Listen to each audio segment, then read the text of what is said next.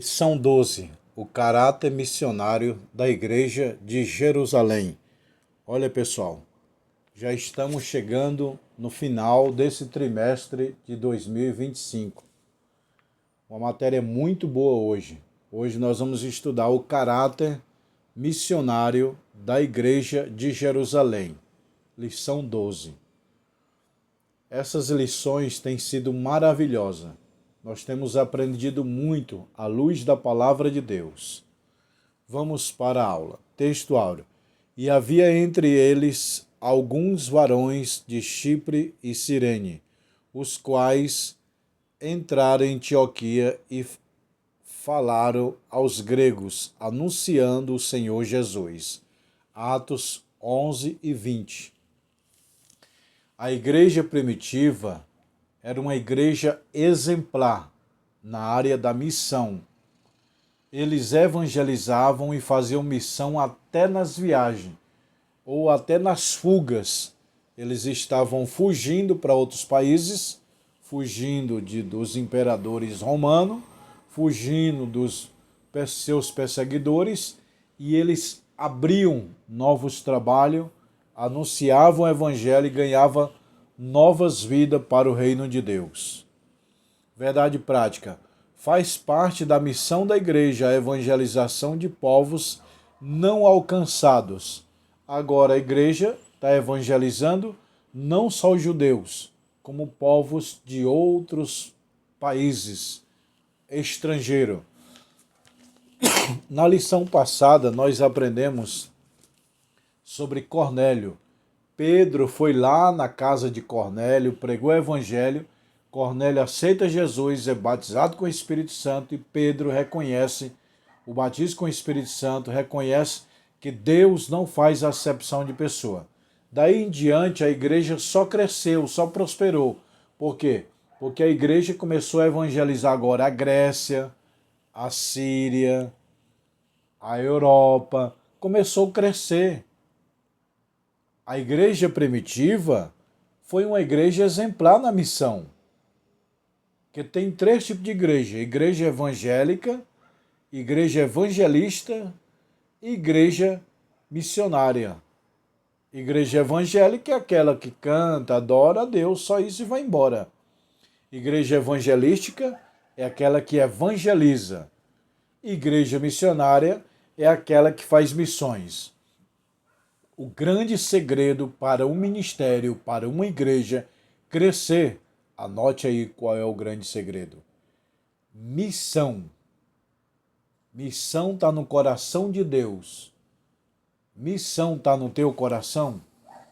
Pastor Josiel, me dá um segredo aí que minha igreja não está crescendo. Você evangeliza? Você faz missão? Você ajuda a obra missionária? Não. Então não tem como crescer.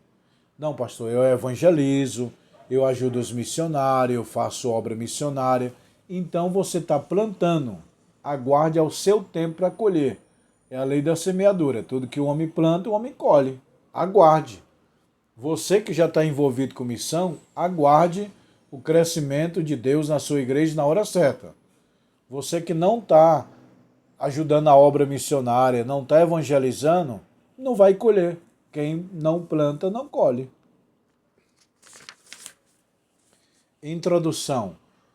Como o evangelho alcançou a Antioquia, uma importante cidade da Síria. Para quem não sabe, Antioquia é uma cidade da Síria.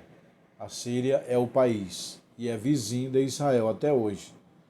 Dentro do Império Romano, conhecer também fato relevante, primeira vez, cristão de Jerusalém levar a mensagem da cruz ao gentio fora das fronteiras de Israel. Tá vendo aí? A igreja já estava evangelizando fora de Israel. Mas por que a igreja está evangelizando fora?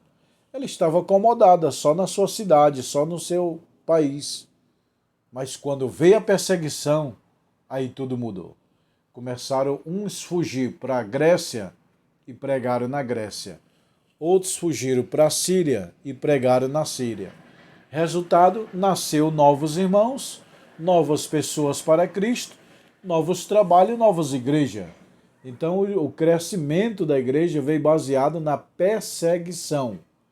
Toda vez que o diabo perseguia a igreja crescia. Uma igreja como consciência missionária, evangelho para além das fronteiras de Israel. Lucas abre uma seção de seu livro referência aos cristãos que foram dispersos pela perseguição e sucedeu que causando a causa de Estevão. A primeira perseguição foi de Estevão. É como diz, o pivô da perseguição foi Estevão. Os judeus, os falsos judeus, os romanos perseguiram, mataram Estevão. A igreja primitiva começou a fugir para não morrer. E nessa fuga eles acabaram anunciando o evangelho a outros povos fora de Israel, estrangeiro, gentil. Na aula passada eu falei, a raça humana está dividida em 3 povos, igreja, gentil e judeus. Ou a pessoa é judeu, ou ele é gentil, ou ele é igreja. A igreja é constituída de judeus e gentios. Judeus são o povo da promessa. Gentios são povos mundanos, nações pagãs. E a igreja é o resultado de gentios e judeus. Portanto, a raça humana está dividida em 3 povos: igreja, judeus e gentios. Cristãos dispersos, mais conscientes de sua missão. Esses cristãos dispersos, após fugirem para a perseguição feroz considerada a fé, aonde chegaram a anunciar a palavra de Deus. Atos 11, 19 e 20.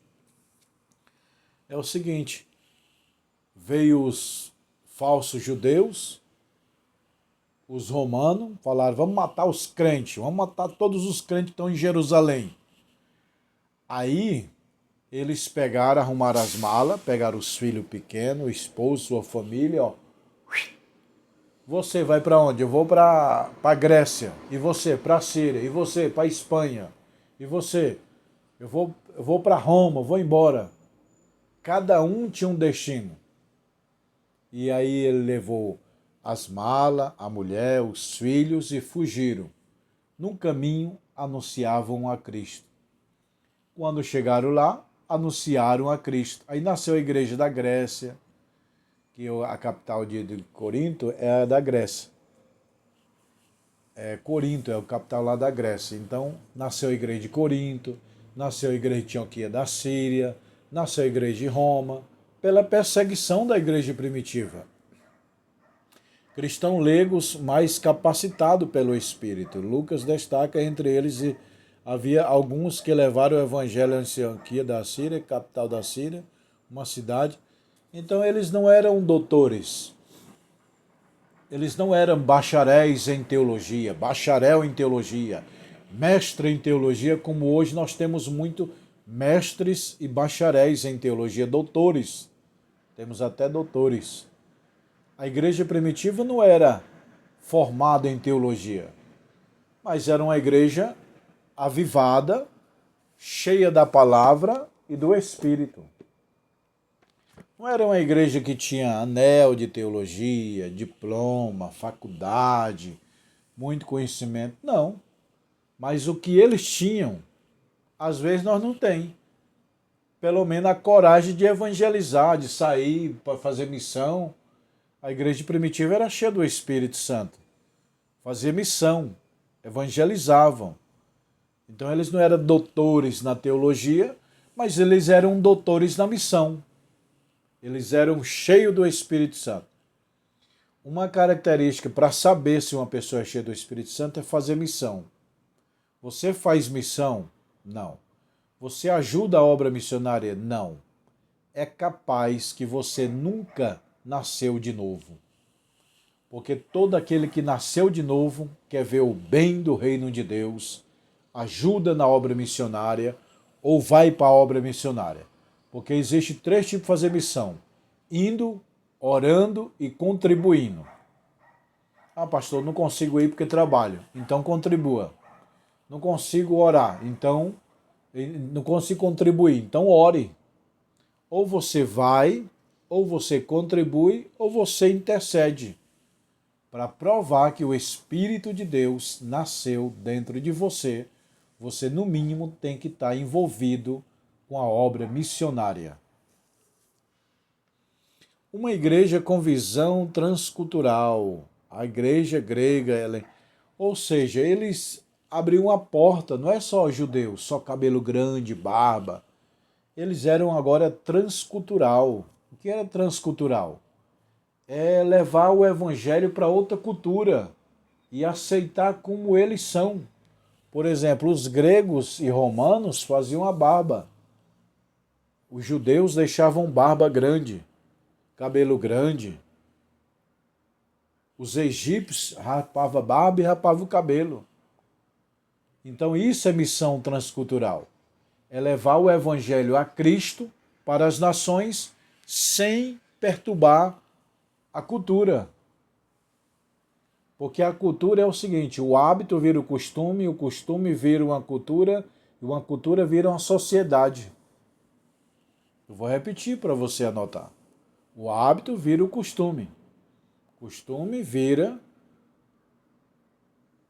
O hábito vira o costume. O hábito vira o costume. O costume vira a tradição, a cultura. E a cultura vira a sociedade. Então, pregar o evangelho para outras nações é aceitar como é a cultura deles. A cultura deles só não pode ferir a Bíblia. Entendeu, pessoal? Mas tem cultura que não fere, pessoal. Por exemplo, cabelão, barbão, saia. Isso aí não fere. Nós sabemos que na Escócia o homem usa saia. Nós sabemos que tem país até hoje que o homem usa barba. Tem país hoje em dia que se o homem tirar a barba, ele não é homem, ele é gay. Tem país de homem, país de cabelo grande, país de barba grande, saião, parecendo aquela roupa de Dom Pedro. É cultura. Quando você for pregar o evangelho, você tem que pregar a Bíblia, não essas culturas. Contextualizando a mensagem, podemos ver aqui que o exemplo de como os primeiros cristãos se adaptavam à mensagem no contexto em que estavam segue Lucas, que eles anunciaram o evangelho de Cristo. Ou seja, a igreja primitiva anunciaram o evangelho. Não levaram o costume. Eles não chegaram lá na Grécia dizendo assim, nós viemos trazer o costume dos judeus, aqui tem que guardar sábado, não pode comer carne de porco. Não. A igreja primitiva anunciava a Cristo. Jesus salva, cura, batiza, morreu na cruz e em breve voltará. Essa era a mensagem da igreja primitiva. Porque tem gente que antes de levar o evangelho, ele quer levar a cultura dele. E aqui vocês usam cabelo grande, aqui vocês têm barba, aqui vocês usam saia, tá tudo errado. Eu vou trazer o evangelho de mudança. Evangelho de mudança é Jesus Cristo. Você tem que pregar é Cristo. E a cultura do país, amém, normal. A cultura só não pode ferir a Bíblia. Por exemplo, o homem é casado com 3, 4 mulheres. Aí está ferindo a Bíblia. Naquela cultura, permite sexo antes do casamento. Então está ferindo a Bíblia. A cultura só é demoníaca, diabólica, quando ela está ferindo a Bíblia. Quando ela está proibindo algo que a Bíblia já proíbe. Entendeu? Ou está permitindo algo que a Bíblia proíbe. A Bíblia proíbe sexo antes do casamento, é uma mulher só. Então, se tem cultura que permite sexo antes do casamento, casar com 2 mulheres, é uma cultura diabólica. Mas nem por isso podemos chegar já mudando. Calma, é devagar. Nós temos que mudar a mentalidade devagar. Pregue Cristo. Deixe o Espírito Santo libertar as pessoas. Uma igreja que forma discípulo, a base do discipulado, aos seres informados que o evangelho havia chegado a Antioquia, a partir de Jerusalém, os apóstolos enviaram Barnabé. Tá vendo? É os 5 ministérios que eu falo. A igreja precisa dos 5 ministérios: apóstolo, profeta, evangelista, pastor e mestre. Uma construção precisa do engenheiro, arquiteto, mestre de obra, mestre na parte hidráulica, mestre na parte eletricidade, eletricista. Entendeu, meu irmão? Então, numa igreja, numa construção espiritual, um patrimônio espiritual que é a igreja, precisa do apóstolo, profeta, evangelista, pastor e mestre. E a igreja primitiva viu que precisava de um mestre e chamou quem? Chamou Paulo e Barnabé. Aqui, ó. Aos seres informados que o evangelho veio chegar em Antioquia, a partir de Jerusalém, os apóstolos enviaram Barnabé para lá. Barnabé era quê? Mestre. Vamos enviar o mestre para ensinar. Porque o apóstolo é o que abre igreja, é o que faz missão e abre trabalho. O profeta é o porta-voz de Deus. Evangelista é o que ganha alma, pastor é aquele compromissado com a igreja e o apóstolo e o mestre é o que tira as sujeiras, que ensina a igreja. As sujeiras espirituais, as heresias, é tirado por esse dedinho aqui, ó. Entendeu?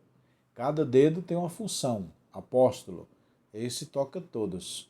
Profeta é o que aponta a vontade de Deus. Evangelista é o mais alto, é o que vai mais longe atrás das almas. Pastor é o dedo do anel, é o dedo compromissado com a obra de Deus, com a igreja. E esse dedinho, ele tira a sujeira daqui e daqui, significa tirar a sujeira espiritual da igreja, as heresias. Denominado cristãos, os cristãos de Jerusalém haviam sido chamados de igrejas, irmãos, crente, discípulos, santo. Tá vendo? Ficaram conhecidos como os discípulos de Cristo, cristão. Lá vem os cristãos. Quem é o cristão? Aquele que segue a Cristo. A identidade cristã. Qual realmente define uma cristão? Não é apenas o nome de rótulo, e sim a sua vida. Olha aí, pessoal, é fácil dizer que é cristão, mas o verdadeiro cristão faz o que Cristo fez. Amou, perdoou, ajudou, orou, intercedeu. Agora, eu sou cristão, mas eu estou com raiva daquele irmão. Então me perdoe, mas você não é cristão, nem cristã. Estou com raiva daquela igreja. Mágoa não faz parte do corpo de Cristo. Nós temos o fruto do Espírito: amor, gozo, paz, longanimidade, benignidade, temperança, mansidão e fé. Então, como saber se uma pessoa é cristão? Ela anda onde Jesus andou. Ela fala o que Jesus falava. Ela pensa o que Jesus pensava. Ela faz o que Jesus fazia. Tá bom, pessoal? Conclusão. Aprendemos com a providência de Deus e que o Evangelho chegue por meio da igreja e povos ainda não alcançados. E que se destaque é uma metodologia sofisticada do evangelismo, mas da graça de Deus que capacita pessoas simples, anônimas para realizar essa sua obra. Quem deseja fazer, Deus capacita. Ninguém jamais terá sido e nem precisa de cumprir a obra de Deus. No entanto, se Deus tiver tudo em nós, ele habitará a realizar. Então, não precisou de muita metodologia científica, não precisou de planos arquitetônico humano para pregar o evangelho, não. Pessoa simples, cheia do Espírito Santo e da palavra de Deus. A igreja primitiva cresceu porque ela tinha a palavra e o Espírito. O grande segredo é ligar o motor e colocar o carro para andar. Ligar o motor é o Espírito Santo e o carro para andar no volante é a palavra. A palavra de Deus e o Espírito Santo é que vai fazer a sua igreja crescer, pastor. Você que é pastor, você que está orando, percebe que a tua igreja não está crescendo. Duas coisas faz crescer. Pregue a palavra e pregue o Espírito Santo de Deus. Isso vai fazer crescer, tá bom? Pessoal, quem gostou dessa aula de escola dominical, compartilha nos teus grupos, se inscreva no canal. E quem quiser fazer o curso de teologia, eu tenho uns livros aqui, eu mando pelos correios para a sua casa, do curso básico, médio e bacharel. Você me assiste à distância, faz a prova em casa e pega o seu diploma, tá bom? Mostra aqui. Aí, ó. Eclesiologia, doutrina da igreja. Escatologia, doutrina das últimas coisas. Missiologia, evangelismo, estudo sobre evangelismo, hermenêutica, heresiologia, educação cristã, homilética. São 20 livros, é o curso básico. 20 livros desse é o básico e 40 é o bacharel. Pastor, eu quero meu anel. Tem anel fino e anel grosso, ó. Anel fino e anel grosso. Não, pastor, eu quero fino. É homem e mulher. O grosso ou fino serve para homem e mulher, tá bom, pessoal? E uma vez por ano tem formatura, ó. Tá bom, pessoal? Quem quiser os livros de teologia, quem quiser abrir um núcleo teológico, pessoal, vocês também podem abrir uma sala de aula na sua igreja. Todo mês eu mando um livro para vocês. Entendeu? Aí, não, pastor, eu quero abrir uma sala de aula aqui. Aí eu mando os livros para você, se reúne o povo e dá aula aí. Ou você abre um canal na internet para dar aula, trabalhar conosco, ou você abre um núcleo teológico aí na sua igreja, tá bom? Quem quiser, me chama no WhatsApp agora.